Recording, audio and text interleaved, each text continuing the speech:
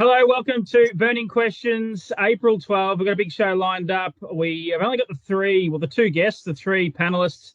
I stupidly decided to organise Chris Alford to jump on, half forgetting that he had to travel across the great Tasman, and then he had no sleep after driving at Ballarat last night. And probably the main thing is he doesn't really know how to use technology. So my error there, but we've still got a couple of superstars on here. I might start with the debutant. I've seen his face on Burning Questions before, but it's usually bobbing up in the back of a car on the way to Mildura.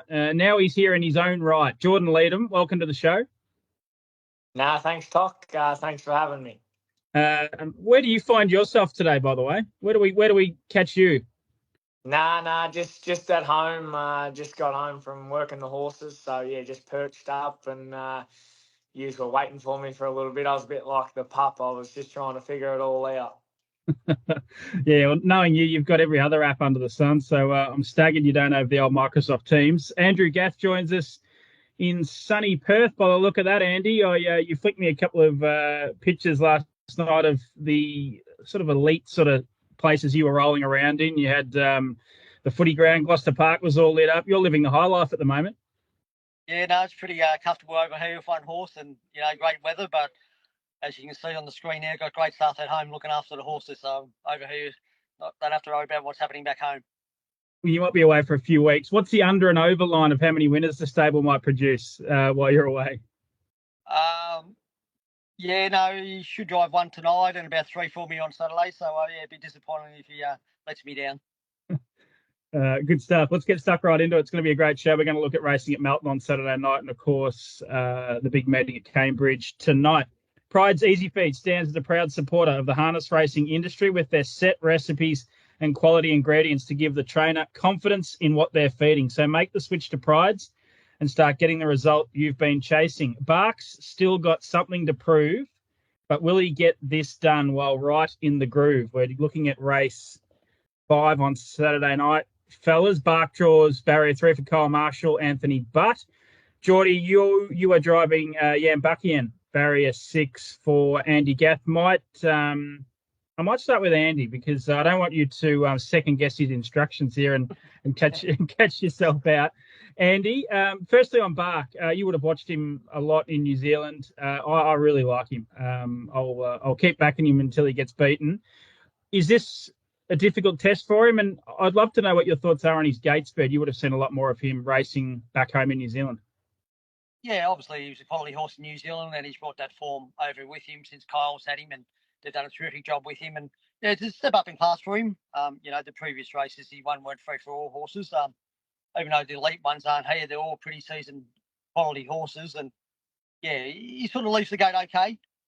Wouldn't say he's an absolute flyer, but he's got a bit of speed outside him, obviously, in late captain. And Buckingham can leave the gate too if he chooses to go forward anyway. So he's definitely the one to beat. I'm not sure what odds he'll be. I wouldn't be taking odds on, but I'm sure he deserves to be favoured. And his first step into free-for-all company, I think it might be his last. Yeah. Thoughts on Yambuckian? Is he ready to go? And how do you want him driven? Are you going to have a bit of a look early? He trialled really well. He worked really good during the week, apparently. Foreman Peter told me. Is that right, Jordo? Bit of a tricky draw. Probably early on in his career, he's noted as a bit of a front runner. But last season, most of his runs were coming off the speed. He hit the line really good. So I think, Jordan probably go forward early and just sort of see if he can slot in somewhere, but he won't be blasting out the gate.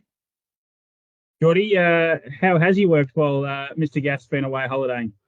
Yeah, no. Andy's got the right mail there. No, he's since his trial, he's come on, very well, and his work at home's only getting better. But he shouldn't be too far away. Do you like what you see about Bark though? He's a nice horse. He's going for 4 in a row. Is he going to be very hard to beat, do you think? Yeah, no, like Andy touched on, his form over in New Zealand was quite good before coming over to Australia. And Kyle and Sophie have got him ticking along nicely. And off his recent form, he's the one to beat, but it is a step up in grade. Yeah, good stuff. Good luck there. Race 5 on the card. First leg of the quaddie on Saturday night. The second of our sponsors, Sulky App. Fantastic form tool. Combining the power of results and horse sectionals with Sulky App, You now have access to gate speed, swooper, ability, and behaviour ratings. Never miss a trainer, driver, or gear change again. Sulky app is a form guide revolution. Andy's import is on a mission for 5 straight.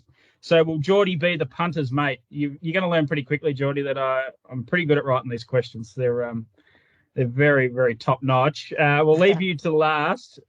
First race on the card, Andy. Classic mission, outside back row. After drawing to lead his first 4 starts here in Australia, you've really you've made it difficult for the young fella. Oh, not really. But on a horse that's won 4 in a row, I can't make it any easier than that for him. But in saying that, we know he's found the front every time. I did get across in one of them. Kate was having a sleep. It's okay. She doesn't watch the show, so it's fine. I'll get away with it. He's done a terrific job. Probably excelled all our expectations. Going on what he's done at home and what he's done in New Zealand. So not only the draw's harder, but it's a step up in class every time he wins. So he's a winning hope. It's all going to be barrier draw dependent, but I'm sure he'll run a good race off the fence as well.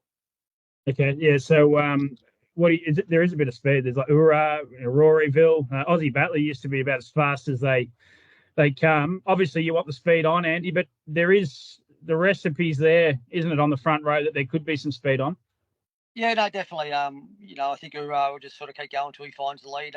He can pull pretty hard if he doesn't sort of find the top. So hopefully, the first quarter's well and truly under 28, which brings us into the race. And so do slacken off. He's the type of horse that he can sort of make his own luck. He's got a bit of depth about him as well. But yeah, Captain Hammerhead, he's gone around in Eureka and a lot of big races. So it's probably his first step for him outside his age group. But he's a quality horse and he's definitely going to be the one to beat. What's his ceiling, do you think, Andy? Classic mission. Like, where could he get to, do you think? Well, it's hard to say. You just don't know. He's won over 2,200 going 154 himself, which is, virtually free for all time. So you expect at some stage he'll get to that level. Yeah, good stuff. Geordie, you get on the right horse here in really good form. 4 wins. He's led them all. But, look, it's never easy, no matter what race you're in, outside back row. What are your thoughts ahead of the opening race on Saturday night? Yeah, no, as Andy touched on, the horse is, when we first got him, wasn't the best track worker or anything like that you'd ever see. And but no, he's taken it to the racetrack, and that's all you can ask for, I guess. But a tricky draw outside the second row over the short. But as Andy touched on, there's plenty of speed off the front, and hopefully, they sort of all use that speed early and bring us into the race. Yeah, good stuff. How's he worked during the week while Andy's been away? The same as always, pretty steady, but that's what we expect now. It's winning track work sort of form. Exactly right. And we've got the man in the cart to do the job.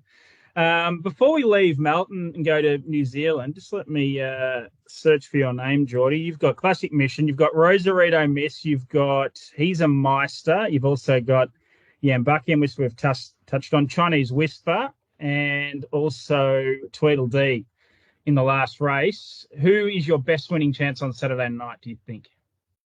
As you touched on, Toc, there's quite a few good chances there, but I think Tweedledee in the last with the pegs run, hopefully he can either be in front or behind the leader at worst, and I think he'll be very hard to beat.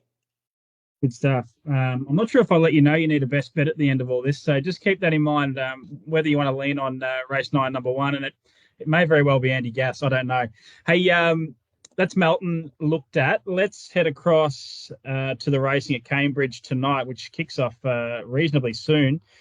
Logical Staffing Solutions provides labour hire and recruitment services to the transport, warehousing, automotive and manufacturing industries. A logical solution for your staffing needs. Who leads a mouth-watering Tab Trot, and who should we side with from this outstanding lot? The Tab Trot is about close to 6 p.m. tonight here in Victoria. Geordie, we'll start with you. Queen Elida, RC Phoenix, Just Believe, Call Me the Breeze. The 4 Victorians have gone 1, 2, 3, 4 in the barrier draw. First of all, who do you think leads the race? And then who do you think wins it? Yeah, no, as you touched on, Toc, they've all drawn pretty good gates. And from listening to Anton and Nathan's couple of interviews they've had there, they seem like they're pretty pretty keen on pushing the button early and getting across in front of them all. So I think, I don't see any of the ones underneath other than Just Believe maybe wanting to go to war early. And I think they'd be happy to sit on Call Me the Breeze anyway. Now, who wins? Is it Call Me the Breeze, given that? I'd say Call Me the Breeze, but I made real good mates with Benny Hope when he was over here working for Lils for a little bit, so I wouldn't be shocked if he got up and got the cash. With Muscle Mountain at around 750. Yeah, good stuff. I think it's going to be a great race. Andy, how do you see it? First of all, who do you think leads through the early stages and controls the race? Yeah, I think if Nathan Watts lead, he probably can. I think Penny can leave the gate okay. He can be a little bit rough at times too. So whether Stu's wants to throw caution to the wind, which he did last start against Just Believe, he sort of let him run the gate. So but yeah, I think Call Me the Breeze will eventually get there. And it's a tricky little race. I don't think Greg will get involved early. He's probably got enough confidence in his horse that he knows he can sit outside most of these and beat him. He has done previously. So but I'm sticking with Oscar Bonavina. Much as I love to see the Victorian twin, but every time I watch a Group 1 race in New Zealand, 80% of the time Mark Pruden seems to be winning it. So Oscar for me. At a price too, $8. Good stuff. Making me a little nervous. You boys are pushing the Kiwis here. I thought Call Me the Breeze would lead, or can lead, will lead, and I think it'll win. And at 350, that might be a little teaser to the best bet, which is probably stupidity, really, when you look at the caliber of the field to put a best bet in that race. But I found the rest of the racing there and at Melton a little bit tricky. So Call Me the Breeze for me, fellas. Sticking to Cambridge over in New Zealand, the Race by Grins has drawn so many stars, but which horses' owners will be shouting the bars? That goes into top 5 written questions of all time, that one. That is very good. Boys don't agree. We'll go to you again, Geordie. The Race by Grins is race 9, the last on the card tonight there at Cambridge. Don't Stop Dreaming now into $1.75. How do you see this one panning out? Yeah, no, I think Don't Stop Dreaming back on home soil now will probably be the one to beat, I reckon. Looks like he's going to get every chance to be getting back in the winner's circle. But, I wouldn't mind seeing Speak the Truth or Better Eclipse getting over the top of him and bringing the race back over here. Yeah, I think it's going to be difficult. Don't Stop Dreaming, Andy. Draws really well. Really good run in the Flying Mile there last week. Merlin won that race from the chair. Just draws outside, though. So what do you think? The favourite wins this one? Don't Stop Dreaming? I think he's won the beat. He's, savaged the line last week and he's a quality horse. He has had a fair bit of racing too, but, his last run was, terrific. So he's in a great stable. He's going to be spot on. A little bit of speed outside him. Max Shah can really leave the gate if he wants to, and he might sort of push the issue and try and get past Don't Stop Dreaming and probably looking to hand up to Merlin, the stablemate. So, yeah, I'm not guaranteed he's going to find the pegs, Don't Stop Dreaming, or, lead. I think, they probably only think their only winning hope is with Merlin is to find the pegs first. So I think it'll be a bit of speed early. Obviously, quality horse, 2 Aussie horses, Speak the Truth and Better Eclipse are, top-notch horses. They're drawn poorly, but the speed early, they might bring him into the race. And even though he's sort of pretty old and probably not going quite as good as he is, but I thought Selfish Short was pretty unlucky last week, and he's probably going to be overshot. Yeah. Yeah, he's if someone's looking for a little dollar each way, but $15 and $2.90, he was climbing over heels, wasn't he, there in the Flying Mile last week, Andy? Yeah, no, he was. So, and again, from the great stable that know how to win big races. Yeah, going to be a great race. That all that action's on Trots Vision too. So for anyone wanting to watch it over here or in Victoria or anywhere in Australia, you can get onto trotsvision.com.au. The stream starts at 2:30, so you can sit there and take in all the action from the Night of Champions and cheer on the Aussies. So, around 5:52 for the Tab Trot, I reckon, by my calculations, and around 7:10 for the Race by Grins. Boys, Sharp's Bakery in Birchip is a brand new sponsor of ours. Well, they've been on board for a couple of weeks, but they're great people. They do fantastic vanilla slices. First of all, Andy, well, I was going to ask you if you've ever had one, but I don't reckon you'd ever lower your standards to even head to Birchip because you only deal with capital cities, don't you? Yeah, if I got to Google map it, I probably haven't been there. You did prepare a horse that won the one of the races there, the Sun and the Moon. It's gone airborne since it left your place. Oh yeah, that's it. Yeah, mostly when they leave our place. Geordie, have you indulged in one of those sensational vanilla slices, multiple award-winning vanilla slices from Sharp's Bakery? Yes, Herbie got me onto them when we went through there on the way to Mildura. I did say no, but he wasn't taking that for an answer and pretty much shoved it down my throat. So, yeah, I've had a go and, yes, delicious. Out of 10? 10 out of 10? Yeah, 10 out of 10 for sure, Toc. And Herbie's cannot go through Birchip without calling in, I assume. Yes, I reckon he's got it mapped out to leave and get there in time so he can stop and even probably sit down and eat it. That's how much he enjoys it. Good stuff. Great people there at Sharp's Bakery in Birchip. They sponsor our best bets, fellas. I'll leave you to last, Geordie, because I can't remember if I told you to come up with one. Andy, what are you doing with your best bet anywhere in the country this weekend? Yeah, I'm going with Melton tomorrow night, the last race. Number 1. I did have it written down already, so just in case Jordo goes the same as me, Tweedledee. So don't let me down, Jordo. Like, a lot of people watch this show and they're probably having their last on it, so don't let them down. Yeah, 9:46 p.m. Saturday night, Tweedledee. Geordie, you knew one of your drives were going to end up with this sort of pressure. Why don't you double down and make the best bet Tweedledee as well? Yeah, well, I did say before I knew that was Andy's that I thought he was my best hope. So, I guess we'll just have to double down and I better not let the viewers down. Good stuff. All right, race 9, number 1, Tweedledee. The Tab have been very kind. They do a burning question special in the app every week. So for anyone watching, jump onto the Tab Saturday morning. There'll be some sort of special around the burning questions tips. And given I'm tipping at Cambridge tonight, I'll see what they can do. They might give us a nice price about Tweedledee for the Andy Gath and Jordan Leedham followers. I'm going to go with tonight, boys. Race 6 at Cambridge. I've barely watched a race at Cambridge. The more I talk about this, I'm talking myself out of it. But I think Call Me the Breeze will lead well. And I think from there, he just might be too good around that little circuit there. And at 350, he's very backable. So race 6, number 4, Call Me the Breeze in the Tab trot at Cambridge. Boys, fantastic to have you on. Andy, just a quick word before we let you go. Catch a Wave. He's settled in. He's going to race tonight at Gloucester Park. Then he'll head towards the Nullarbor the following Friday. What are your confidence levels tonight? Might be a little bit tricky from the back row.